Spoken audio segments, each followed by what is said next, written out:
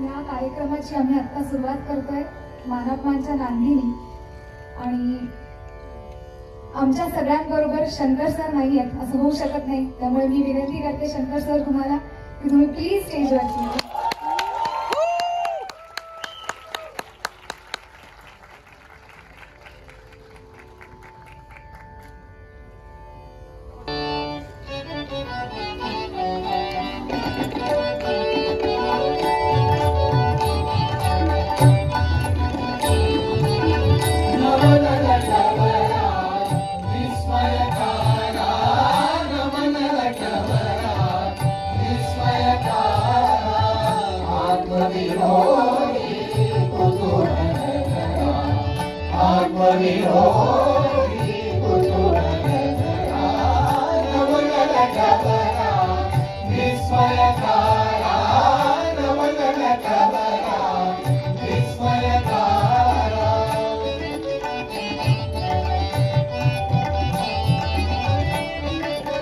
आणि प्रमुख भूमिका सुबोध भावे.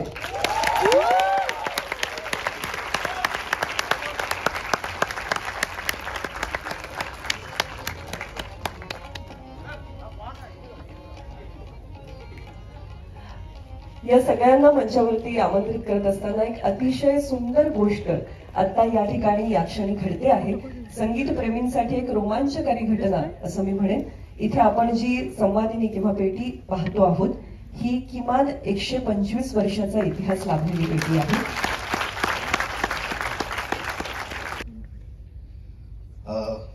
सगळ्यात पहिल्यांदा उपस्थित सर्वांचे मनापासून आभार. या नाटकावर प्रेरित असलेला हा चित्रपट सरते शेवटी घडतोय, लोकांच्या समोर येतोय. आज त्याचं संगीताचा अनावरण सोहळा आहे आणि त्या सगळ्या सोहळ्याला साक्षीदार होण्यासाठी आपण इथे जमलेलो आहोत. मला कदाचित काही लोक असतात ना की ज्यांच्यामध्ये त्यांची स्वतःची प्रतिभा नसते, पण दुसऱ्यांची प्रतिभा पोहोचवण्याचं कसब त्यांच्यामध्ये असतं. मला असं वाटतं की ते कसब परमेश्वराने मला दिलंय की आपल्याला गाणं गाता येत नाही, आपल्याला गाणं फार कळत नाही, पण आपण सांगतो ते ऐकलंच का नाही तू, ऐक. किंवा एखादं पुस्तक वाचलं, आपल्याला स्वतः लिहिता येत नसतं, पण आपण सांगतो वाचलंच का नाही, वाच. तर ते काम माझं आहे, जे बालगंधर्वपासून कदाचित सुरू झालं. मग घाणेकर आले, लोकमान्य आले, कट्यार काळजात घुसले आले आणि आता मानापमान आलं. माझ्या पूर्वा सोनींनी जे अद्भुत काम करून ठेवलंय, जे सर्वांग सुंदर काम केलेलं आहे, त्या कामाची ओळख आजच्या पिढीला देण्यासाठी कदाचित एक मधली दुवा म्हणून माझा जन्म झालाय किंवा तेवढंच माझं काम आहे आणि जे मी अत्यंत प्रामाणिकपणे करतोय. मला असं वाटतं की मानवमान सारखं नाटक जे खाडीलकरांच्या लेखणीतनं उतरलं, ज्याला टेंब्यांनी स्वरसाज चढवला, आणि मी असा विचार करतो की त्या काळातले प्रेक्षक किती भाग्यवान आहेत की ज्यांना समोर बसून बालगंधर्वांचं गाणं बघता येत होतं, ज्यांना समोर बसून दीनानाथराव मंगेशकरांचं गाणं बघता येत होतं, ज्यांना समोर बसून केशवराव भोसलेंचं गाणं बघता येत होतं. एक प्रयोग तर केशवराव आणि बालगंधर्व स्वतः गातायत आणि लोक आनंद घेत आहेत. म्हणजे हा इतका अद्भुत सोहळा त्या प्रेक्षकांनी लाभला. ते प्रेक्षक खरं तर नशीबवान.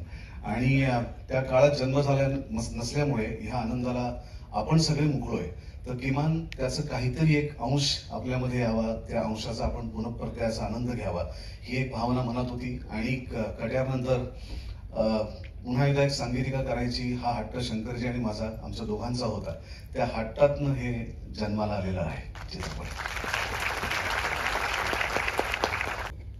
फारच मला असं वाटतं की ज्या कलाकाराला अत्यंत मनापासून एखादी कलाकृती करायची आहे, त्याच्या पाठीमागे हक्काने कसं उभं राहायचं हे मला असं वाटतं की ज्योतिताईंकडनं आणि त्यांच्या संपूर्ण टीमकडनं शिकावं.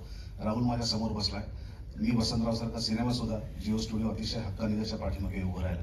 आमचा प्राजक्ता आहे, गोदावरीच्या पाठीमागेही एक अत्यंत वेगळ्या वाटेवरचा चित्रपट होता, पण त्याच्याही पाठीमागे जिओ स्टुडिओज हक्काने उभं राहिलं. आता येणारा जे आगामी चित्रपट असतील जिओ स्टुडिओचे किंवा मराठीतल्या पहिल्या वेबसिरीज असतील, तर त्याच्याही पाठीमागे ज्योतिताई आणि त्यांची सगळी टीम हक्काने उभी राहिली. तर ते फक्त स्टेजवरती बोलण्यापुरतं नाहीये, तर प्रत्यक्ष कृतीत पण ते आहे. म्हणजे रिजनल सिनेमाला मोठं करायचं आहे, रिजनल सिनेमा बघायचा आहे, बऱ्याच वेळेला आश्वासनं देण्यापुरतं ते मर्यादित नाहीये, तर सातत्याने जिओ स्टुडिओज, ज्योती मॅडम आणि त्यांचे सहकारी मराठी कॉन्टेंट, मग तो वेबसिरीज असेल, तो सिनेमाच्या संदर्भातला असेल, तो सातत्याने प्रमोट करायचं. आणि मानापमान सारखा चित्रपट आत्ताच्या काळात निर्मिती करणं, जेव्हा आपण ऐकतो की मराठी सिनेमे चालत नाही, प्रेक्षक येत नाही, अशा वेळेस अशासारखा खर्चिक चित्रपट त्याची निर्मिती करणं. 18 गायक आहेत आमच्याकडे. 18 गायक असलेला हा मराठीतला पहिला चित्रपट आहे. आजपर्यंत कुठल्याच चित्रपटात 18 गायक नाही. त्यामुळे एक रत्न सगळी आमच्या समोर बसलेली. तर अशा टीमला घेऊन जर चित्रपट करायचा असेल, कलाकारांची भक्कम पाळी आहे, लेखक आमचे बघा, तर अशा प्रकारचा चित्रपट करायचा असेल तर निर्माता खंबीर असायला लागतो आणि त्यांनी तुझ्यावरती विश्वास ठेवून तुझ्या पाठीमागे शेवटपर्यंत उभं राहायला लागतं. आणि मला असं वाटतं, मी त्याच्यासाठी ज्योती मॅडम, तुमचे जिओ स्टुडिओज आणि तुमच्या सर्व सहकार्यांचे मी मनापासून आभार व्यक्त करतो की तुम्ही फक्त बोलून थांबला नाही, तर आता दिसतंय तुमच्या समोर त्याचं काय होणार आहे. आणि आज तर म्युझिक रिलीज आहे, अजून चित्रपट यायचा बाकी आहे. त्यामुळे ही तर झलक आहे, मेन पिक्चर तो अभी बाकी आहे.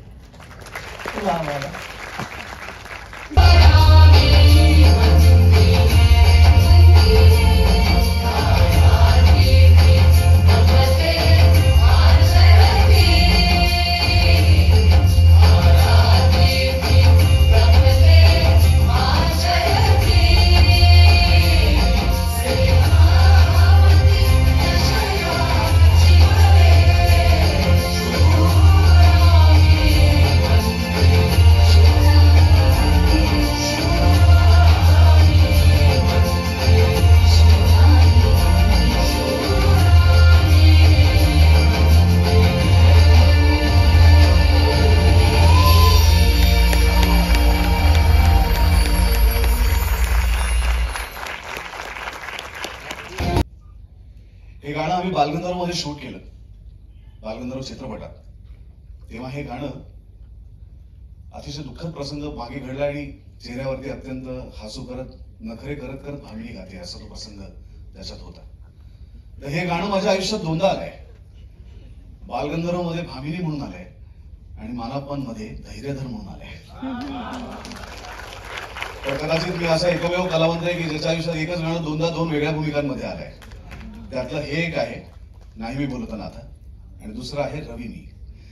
तर मी आता पहिल्यांदा ज्या माझ्या मित्रांनी माझ्या बालगंधर्व या चित्रपटासाठी स्वतःचा आवाज दिला, त्याच्यासाठी त्याला सर्वोत्कृष्ट गायकाचा राष्ट्रीय पुरस्कार मिळाला, आणि तो आमचा लाडका आनंद भाटे याला पहिल्यांदा मी बालगंधर्व चित्रपटातलं नाही मी बोलताना आता तुमच्या समोर गाण्याची विनंती करतो. आणि मग या चित्रपटात जिनी हे गाणं गायलेलं आहे, हे गाणं भामिनीचंच आहे, ते कधीच धैर्यधरचं नव्हतं. तर या चित्रपटात जिचा आवाज भामिनीसाठी लाभलेला आहे ते आमच्या गोड गळ्याच्या प्रियांकाला मी नंतर बोलवतो, जी हे गाणं तुमच्या समोर सादर करतो.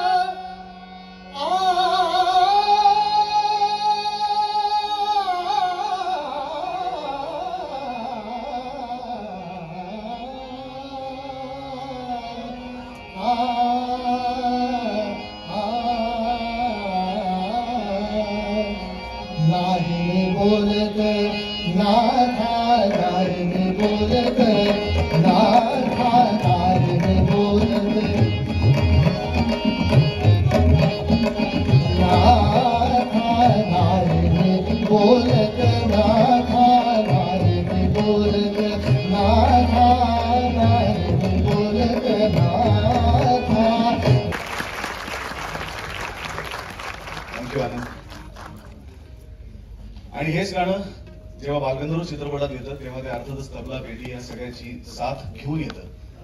पण हे गाणं जेव्हा मानापमान चित्रपटात येतं, हा चित्रपट मानापमान नाटकावर प्रेरित असलेला चित्रपट आहे, आधारित असलेला नाहीये.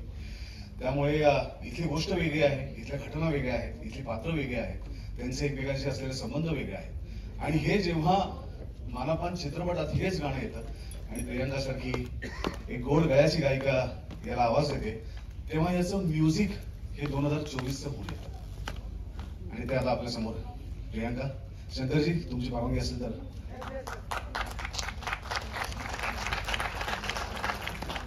म्हणजे हे किती सुंदर कॉम्बिनेशन आहे. एका बाजूला भामिनीचा आवाज आहे आणि एका बाजूला मुघल आझम मधल्या अनारकलीचं सौंदर्य आहे. आणि एका बाजूला फेक भामिनी आणि खरी भामिनी कोणी केली ती.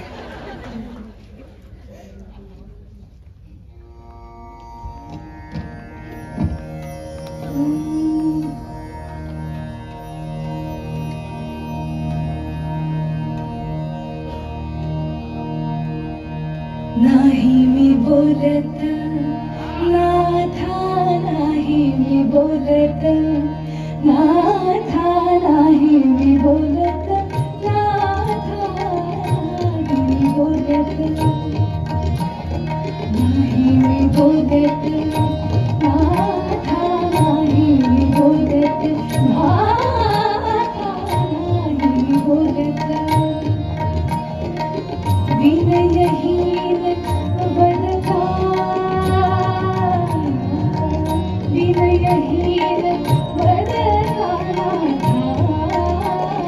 नाही मी बोलत नाथा, विनयहीन वदता, नाही मी बोलत नाथा, नाही मी बोलत नाथा.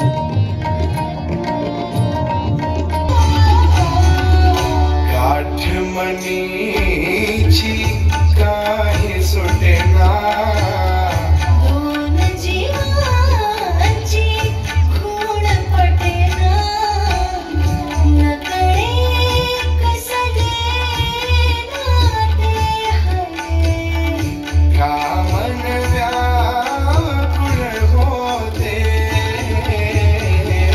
तगमग होते जीवाची आहे, कळेना कशी धडधड मनाची.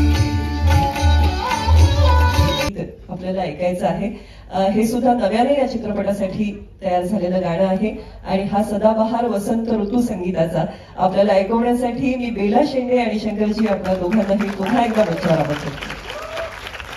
त्या गाण्यात आम्ही बेला आणि मी सुबोध ने एज यूजुअल मेरे को फंसाया वापस और उससे देखो फीचर करवाया मेरे को गाने में. मुझे भी मतलब फंसाया ही है और केवल गवाया नहीं, थोड़ा नचाया भी उसने.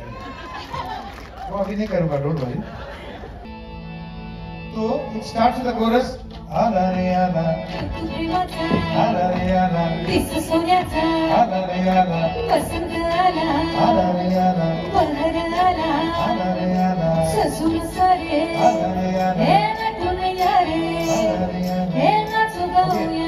इसकी मेलोडी सुनिए, ऐसा है. दा दा दा दा दा दा दा दा दा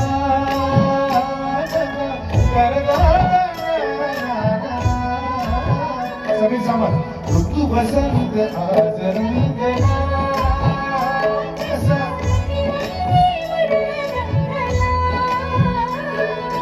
भर दुपारी नदी किनारी राधेला कसा छेडे मोजारी, प्रेम गंधात रंगला. तू वसंत आज रंगला,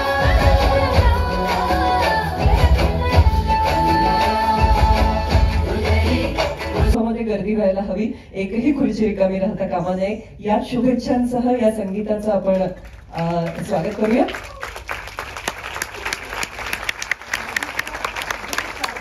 PVR, who supported us in taking this film beyond small audiences all over India. So shout out to PVR. Thank you.